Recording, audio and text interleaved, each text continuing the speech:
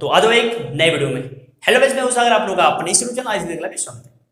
बाकी आज की इस वीडियो में हम लोग पढ़ने वाले हैं प्योरिटी, एकदम शांतत्व। हम लोगों ने इसके पहले दो पार्ट पढ़ा, पार्ट 1 और पार्ट 2, जिसमें हम लोगों ने एकदम लिमिट का बेसिक्स पढ़ा। तो अगर आप वो लिमिट का बेसिक्स समझ गए हैं तो आपको ये शांतत्व समझने में थोड़ी भी प्रॉब्लम नहीं आएगी, मतलब रत्ती भर भी प्रॉब्लम नहीं आएगी। ठीक है, तो आज की वीडियो में हम लोग पढ़ने वाले हैं स्पेशली शांतत्व के बारे में। ठीक, तो हम लोग समझेंगे शांतत्व क्या होता है। बाकी अगर आपने हमारा वो दो पार्ट नहीं देखा है तो आप जाके पहले उन दो पार्ट को देख लीजिए। उन दोनों पार्ट का लिंक आपको नीचे डिस्क्रिप्शन बॉक्स में मिल जाएगा, या तो हमारे इस प्लेलिस्ट पे जा सकते हैं। हमारे प्लेलिस्ट पर ऑकलैंड क्लास 12 के नाम से एक प्लेलिस्ट है, उस प्लेलिस्ट पर सारे वीडियो क्रम से अवेलेबल है, तो वहां से पढ़ाई कर सकते हैं। ठीक है, बाकी जो बच्चे नए हैं जो ऑकलैंड को पूरा डिटेल से अच्छे से पढ़ना चाहते हैं वो हमारे प्लेलिस्ट पे जाएं, उसी प्लेलिस्ट में सारे वीडियो अवेलेबल है, तो वहां से वो पढ़ाई कर सकते हैं। ठीक है, तो आइए चलते हैं हम लोग अच्छे से शांतत्व को समझ लेते हैं। देखिए, शांतत्व को हम लोग बोलते हैं सततता। इसकी जो इंग्लिश मीनिंग होती है वो होती है कंटिन्यूटी। ठीक है, देखिए शांतत्व और सततता को देख करके ये पल्ले नहीं पड़ रही होगी कि ये क्या चीज है, लेकिन कंटिन्यूटी को देख करके हाँ ये लग रहा है कि कंटिन्यूटी माने होता है लगातार। ठीक है, तो आप ध्यान से देखिए, इस शांतत्व और इस सततता का मतलब भी होता है लगातार। कंटिन्यूटी का मतलब भी होता है लगातार। ठीक है, इसको हम लोग समझते हैं इसलिए। देखिए, अगर कोई लाइन है, अगर कोई रेखा है, अगर वो अपने क्रम से ही चल रही है, मतलब वो इस प्रकार चल रही है कि उसका जो क्रम है वो भंग नहीं हो रहा है, तो वो कंटिन्यूटी होती है, वो सतत होती है। लेकिन अगर कोई रेखा चल रही है, उसका क्रम भंग हो गया, तो उसको बोलते हैं असतत, या कहते हैं संतत नहीं है। अब ये क्या है तो देखते हैं ध्यान से। देखिए, ये क्या है, लाइन है। ये लाइन क्या हो रही है कि अपने क्रम से चल रही है और इसका क्रम भी भंग नहीं हो रहा है। ये क्रम से चल रही है, यहां से लेके यहां तक चली, कहीं क्रम टूटा क्या, क्रम कहीं इधर से उधर हुआ नहीं ना, तो ये सतत है। ले क्रम भंग हो जाए, अब क्रम भंग कैसे होता है, तो आपने रात में तारों को देखा होगा। तारे क्या होती है कि अचानक चलती हैं, चलने के बाद यही गायब हो जाती है, और गायब होने में फिर कहीं से निकलती हैं, फिर गायब होती है, फिर कहीं से निकलती है, फिर गायब होती है, फिर कहीं से निकलती है। ऐसे ही होता है। देखिए ध्यान से, तारे आती हैं, गायब होती हैं, फिर अचानक पता नहीं कहां से निकल जाती है। तो अगर ये उस तारों के बाद चलेगा तो ये असतत होगा। जैसे मान लीजिए ये लाइन चला ऐसे, अब यहां आया, फिर यहीं से गायब हो गया, और गायब होने के बाद फिर यहां से क्या हुआ, फिर निकला, और फिर यहां से निकला तो फिर यही गायब हो गए, फिर क्या हुआ, यहां से फिर निकला आगे से, और फिर गायब हो गए, निकल रहा है, गायब हो गए, निकल रहा है। तो क्या होगा, ऐसे कंडीशन में उसका जो क्रम है वो भंग हो जाएगा। जैसे अगर हम इस लाइन की बात करें तो ये यहां तक आया, क्रम टूट गया, फिर यहां से चला, फिर क्रम टूट गया, फिर यहां से चलना चालू कर दिया। और यहां पे क्या हो रहा था कि उसका क्रम नहीं टूट रहा था, वो अपने एक क्रम से जा रहा था। ठीक है, देखिए ध्यान से, ये पहला पॉइंट है, ये दूसरा पॉइंट था, ये तीसरा पॉइंट था। हमको 3 पॉइंट को पकड़ना है, चाहे आप तीनों के स्टार्टिंग पॉइंट को पकड़ सकते हो, चाहे तो तीनों के एंडिंग पॉइंट को पकड़ सकते हो। तो मैंने इसका पहला स्टार्टिंग पॉइंट लिया, इसका क्या लिया, मिडिल पॉइंट लिया, और इसका पहला, मतलब सबका, मतलब इस रेखा का पहला पॉइंट, इस रेखा का पहला पॉइंट, इस रेखा का पहला पॉइंट। तीनों पॉइंट क्या आपस में बराबर है, तो तीनों पॉइंट में से हो सकता है कि ये दोनों पॉइंट एक ही लाइन में हो, बाकी एक पॉइंट एक लाइन में नहीं है। ठीक है, तो इन तीनों पॉइंट में चाहे ये दोनों पॉइंट एक लाइन में हो सकते हैं, चाहे ये दो पॉइंट एक लाइन में हो सकते हैं, मतलब तीनों पॉइंट में से तीनों पॉइंट एक लाइन में नहीं हो सकते, क्योंकि अगर तीनों पॉइंट एक लाइन में हो गए तो वो एक सीधी रेखा बन जाएगी। जैसे यहाँ पे देखिए, यहाँ पे देखिए, एक पॉइंट यहाँ ले लेते हैं, एक पॉइंट यहाँ ले लेते हैं, एक पॉइंट यहाँ ले लेते हैं। यहाँ पे क्या है, तीनों पॉइंट एक ही रेखा में है, तो एक ही रेखा में है, तो एक रेखा बना रहे हैं, तो ये क्या है, संतत है। लेकिन यहाँ पर तीनों पॉइंट क्या है, तीनों पॉइंट एक रेखा में नहीं है, 2 पॉइंट एक रेखा में हो सकते हैं। अगर तीनों पॉइंट एक रेखा में हुए सतत, और तीनों पॉइंट में से अगर कोई भी बराबर नहीं हुआ तो उसको बोलते हैं असतत। ठीक है, मतलब ये असंतत है और ये क्या है, ये है सतत या ये है संतत, ये है कंटिन्यूटी, ये कंटिन्यूटी नहीं है। ठीक है, अब क्वेश्चन उठ रहा है कि हमको पढ़ना है कंटिन्यूटी, और कंटिन्यूटी हमको करना है फलों का, तो ये रेखाओं का कहां से आ जा रही है, ये क्वेश्चन उठ रहा है ना, कि हमको फलों का पढ़ना है कंटिन्यूटी, तो ये रेखा कहां से आ जा रही है। तो मैं आपको समझा दूं कि दुनिया का हर फलन एक रेखा होता है। दुनिया का हर फलन एक रेखा होता है। अब कुछ पूछ रहा है कि कैसे दुनिया का हर फलन एक रेखा होता है। समझिए आप बहुत ध्यान से। देखिए ये क्या है, fx है, और मैंने आपको पहले बताया था कि अगर यहाँ पे fx है तो इसका मतलब होता है कि इसकी जो वैल्यू होगी उस वैल्यू में x भरा पड़ा होगा। अगर यहाँ पे t होता है तो जो वैल्यू होती है उसमें t भरा पड़ा होता, ठीक है। अब fx किसके बराबर fx होता है, तो हम लोगों ने स्टार्टिंग में पढ़ा था पार्ट फर्स्ट में कि y बराबर fx होता है। ये होता है फलनों के लिखने का तरीका, y इज इक्वल टू क्या, fx होता है। तो यहाँ पे क्या हो जाएगा, y बराबर fx और बराबर इतना, यही तो होगा। अब आप ध्यान से देखिए, अगर fx इस पूरे के बराबर है तो y भी क्या होगा, इस पूरे के बराबर होगा, नहीं हो? तो मान लीजिए अगर हम x का मान 1 रख दें, तो रखिए आप x का मान, तो y का मान क्या निकल जाएगा, x का मान 1 रखेंगे तो 1 का स्क्वायर ये आएगा, 3 करने में 3, यहाँ पे 3 हो जाएगा, यहाँ पे 5 और 5 और 5 3 8 और 1 9, y का मान 9 मिलेगा। यानी जब एक x का मान 1 तो y का मान क्या है, 9।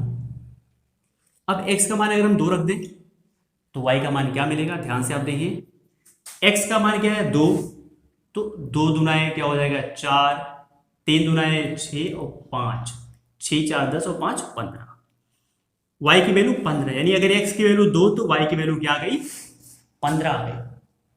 अब ध्यान दीजिए आप, अरे ये एक पॉइंट x और y है और ये भी x y है, चलता है चतुर्थांश पे। देखिए चतुर्थांश को अगर आपको नॉलेज है तो ठीक है, लेकिन नहीं है तो फिर भी मैं थोड़ा बहुत बता देता हूं। देखिए ये है x अक्ष, ये है y अक्ष। इधर पूरा पॉजिटिव होता है, इधर पूरा नेगेटिव होता है, इधर पूरा पॉजिटिव होता है, इधर पूरा नेगेटिव होता है। देखिए x की वैल्यू क्या है, +1 है, माने x अक्ष पे +1 जाना है उधर, तो 1 इधर में आ गया, 1 2 3 मान लीजिए जैसे बहुत सारे हैं, इधर भी 1 2 3 बहुत सारे हैं। तो मैं क्या कह रहा है कि x अक्ष पे अगर 1 लोगे तो y अक्ष पे 9 मिलेगा। तो मैंने x अक्ष पे 1 लिया तो y अक्ष पे कितना मिला, 1 2 3 4 5 6 7 8 9। ध्यान दीजिए आप, x अक्ष पे 1 लोगे y अक्ष पे कितना मिलेगा, 9। तो इसको आगे बढ़ाओ, इसको आगे बढ़ाओ और दोनों को आगे बढ़ाओगे तो यहां पे काटेंगे, तो एक पॉइंट मिल गया ना, नहीं मिला एक पॉइंट। अब चलते हैं दूसरा, x की वैल्यू 2 तो y की वैल्यू 15। देखिए x की वैल्यू मैंने 2 लिया, y की वैल्यू कितनी है 15, तो 9 तो हो गया था, 10 11 12 13 14 15, तो ये 2 है, तो ये कितना है 15। ये सेकंड पॉइंट है। देखिए एक बिंदु यहां मिला था, दूसरा बिंदु यहां मिला था, दोनों बिंदु को मिलाइए तो मिलाने से एक रेखा मिल रहा है कि नहीं मिल रहा है, देखिए रेखा मिल रहा है। अरे 3 लोग होते तो 3 बिंदु बनाते, 4 बिंदु बनाते, 5, मतलब कहने का मतलब बिंदुओं से रेखा बनती है। जहां पे बिंदु होते, देखिए यहां पे 3 बिंदु थे, रेखा बन गया।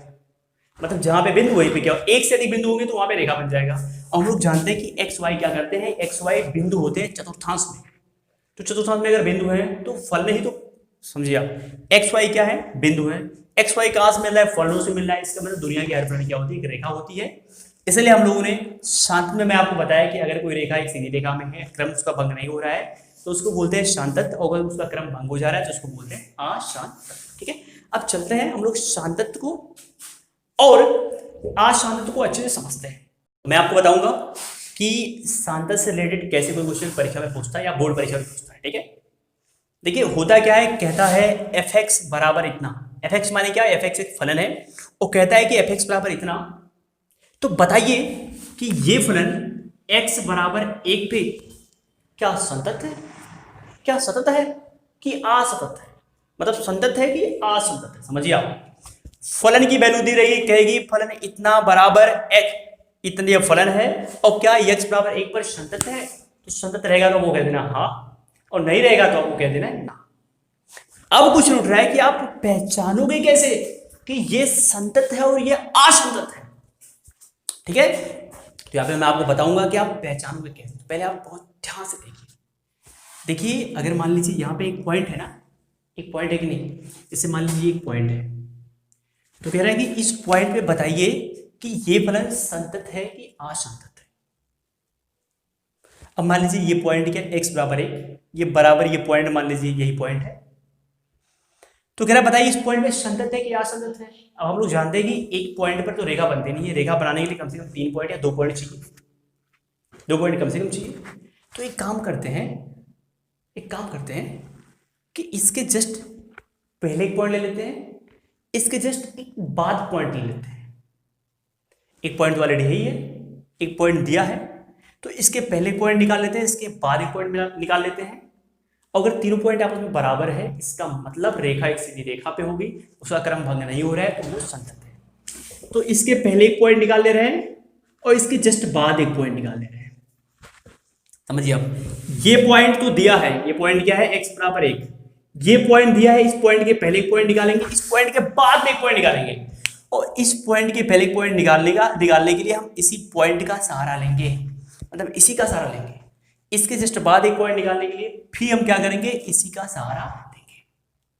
ठीक है, और अगर ये तीनों पॉइंट आपस में बराबर है तो इनको मिलाने पे एक रेखा मिलेगी, और रेखा का क्रम भंग नहीं हो रहा है, तो ये क्या होगा, संतत होगा।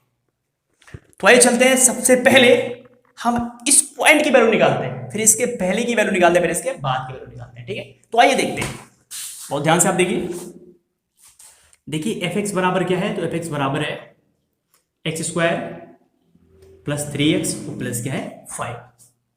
अब हमको क्या करना है, x बराबर क्या है, 1 है, मुझे अंदाज से, तो जहां जहां x है वहां पे क्या करोगे, 1 रख दोगे।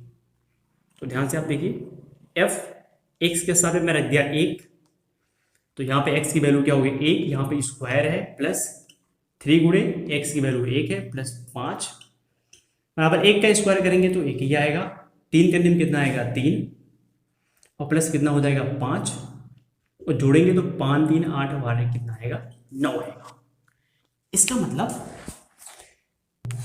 इसका मतलब जो ये f1 है, इसकी वैल्यू कितना है 9, यानी जब हम x की वैल्यू 1 रखते हैं तो फ्रंट की वैल्यू कितनी निकलती है, 9 निकलती है।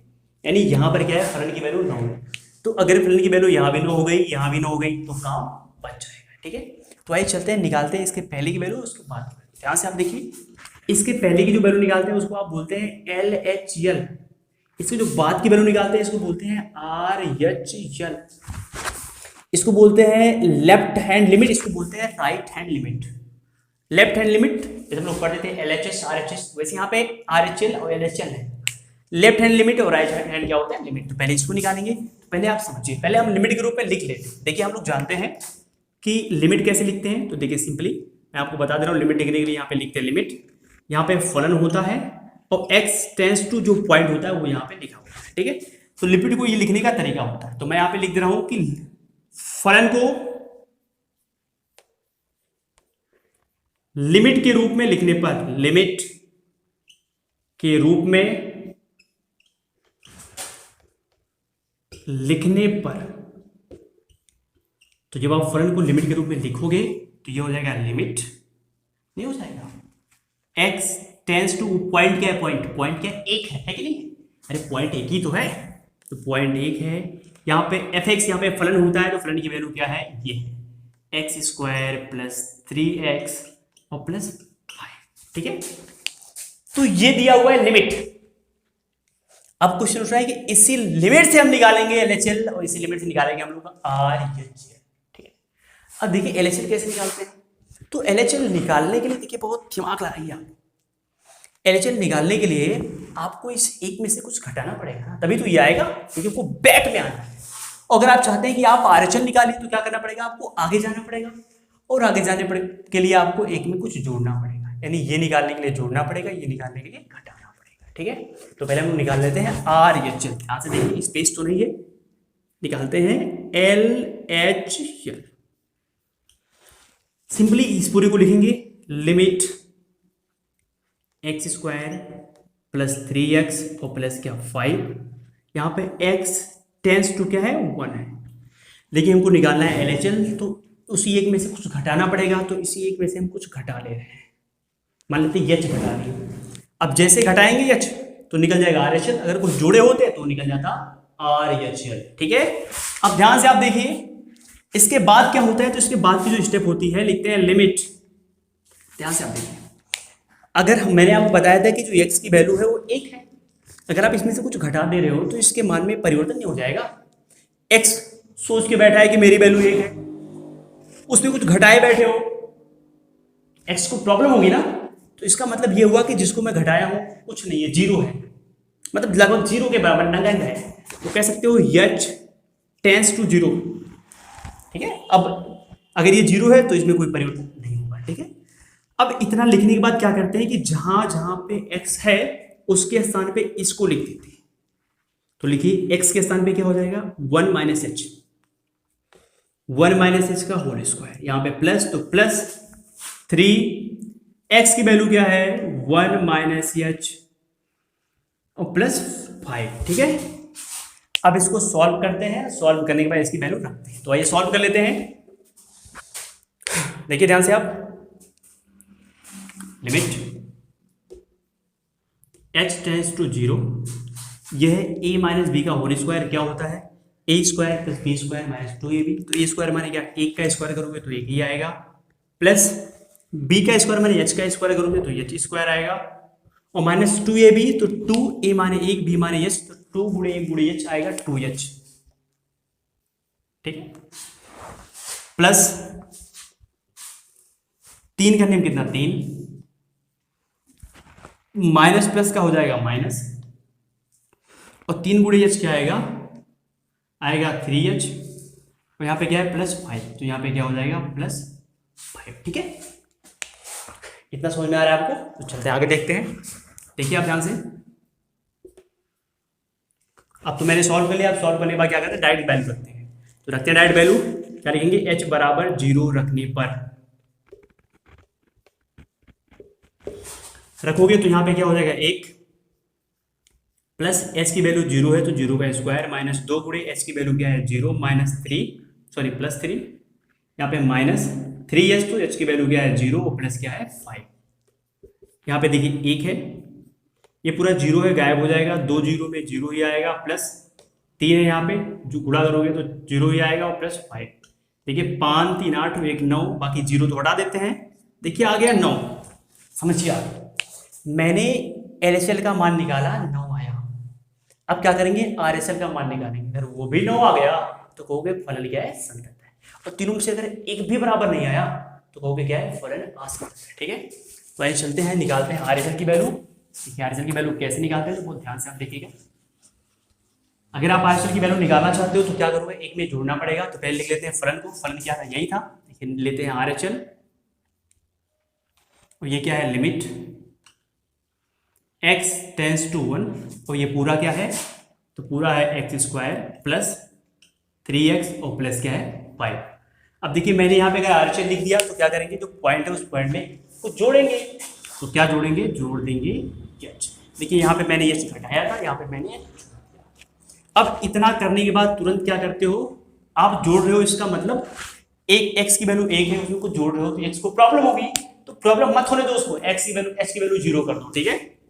तो क्या हो जाएगा लिमिट h टेंस टू 0, क्योंकि जब ऐसा आप कर दोगे तो x की वैल्यू एक ही रह जाएगी, ठीक है, क्योंकि x की वैल्यू अगर 0 है तो 1 में 0 जोड़ोगे तो 1 ही आएगा। इतना करने के बाद क्या करते हैं कि जहां जहां पर x है उसकी वैल्यू रखते हैं क्या 1 प्लस h, तो रख लेते हैं x की वैल्यू क्या है 1 प्लस h का होल स्क्वायर प्लस 3, x की वैल्यू क्या है, तो x की वैल्यू है क्या 1 प्लस h और प्लस क्या 5, ठीक है। चलते हैं आगे देख लेते हैं। देखिए इसको सॉल्व कर लेते हैं। सॉल्व करने का मतलब क्या, कि सबसे पहले a प्लस बी के होल स्क्वायर फॉर्मूले में तोड़ लेते हैं। तो तोड़ लेते, limit h tends to 0, a plus b का होल स्क्वायर, a स्क्वायर 1 का स्क्वायर 1 ही आएगा, h माइनस का स्क्वायर h स्क्वायर आएगा, 2ab तो 2h आएगा, प्लस 3 करने में 3 आ जाएगा, और प्लस 3h आएगा, और प्लस क्या आएगा 5 आएगा। अब क्या करेंगे, h बराबर 0 रखने पर सॉल्व हो गया, तो रखोगे तो क्या हो जाएगा, ध्यान से आप देखो, यहाँ पे 1, h की वैल्यू 0 है, स्क्वायर करोगे तो 0 ही आएगा, 2 गुणे h की वैल्यू 0 0 ही आएगा, 3 प्लस 3h, 3 गुणे h की वैल्यू 0 ही आएगी, और प्लस 5। देखिए यहाँ पे 1 है, यहाँ पे 3 है, यहाँ पे 5 है, 5 3 8 और 1 9 बराबर क्या आ गया 9। क्यों, वो ध्यान से आप देखिएगा। देखिए लिमिट में क्या है, लिमिट में एक पॉइंट दिया रहता है और कहता है कि उस पॉइंट में बताइए फलन संतत है या असंतत है, कि सतत है कि असतत है। तो पहले आप क्या करोगे, पहले जो पॉइंट दिया रहेगा सबसे पहले आप उस पॉइंट में निकालोगे फलन का मान, ठीक है। वो पॉइंट निकालने के बाद उसके बाद क्या करोगे, आप RHL निकालोगे। RHL निकालने के लिए क्या होगा, उस पॉइंट में से ये घटा दोगे। उसके बाद कैसे सॉल्व करना मैंने आपको बता दिया। फिर RHL निकालोगे, पहले LHL निकालोगे फिर RHL, RHL निकालने के लिए क्या करोगे, उसी पॉइंट में एक जोड़ दोगे। तो इस तरह आप उस फलन का मान निकाल लोगे उस पॉइंट पर, उसके पहले जो निकालोगे वो LHL होगा, जो बाद में निकालोगे RHL आएगा। अगर तीनों बराबर है तो कहोगे आप फलन संतत है, अगर तीनों बराबर नहीं है तो कहोगे आप फलन असंतत है। ठीक है, तो मेरे हिसाब से आप लोग अच्छे से समझ गए कि कब कोई फलन संतत होता है, कब कोई फलन असंतत होता है। ठीक है, तो बताइए वीडियो आपको कैसी लगी, आप नीचे कमेंट बॉक्स में कमेंट करके जरूर बताएं, क्योंकि आपके कमेंट से ही मुझे ऐसे और वीडियो बनाने का मोटिवेशन मिलता है। ठीक है, तो अगले वीडियो में पढ़ेंगे हम लोग प्रश्नावली 5.1, और प्रश्नावली 5.1 को पढ़ने के बाद हम लोग चलेंगे प्रश्नावली 5.8 की तरफ। ठीक है, तो अगर प्रश्नावली 5.1 के सारे वीडियो अगर आपको नीचे कहीं दिख रहे हैं तो वहां से आप देख लीजिए। ठीक है, नहीं तो आप सीधे हमारे प्लेलिस्ट में चले जाएंगे, हमारे प्लेलिस्ट पे बहुत सारे वीडियो वहां से क्रम पे अवेलेबल हैं, तो वहां से आप उस पर पढ़ाई कर सकते हैं। ठीक है, तो फिर मिलते हैं प्रश्नावली 5.1 के साथ, तब तक के लिए बाय, टेक केयर, जय हिंद। और आप लोग अपना प्यार हमारे ऊपर ऐसे ही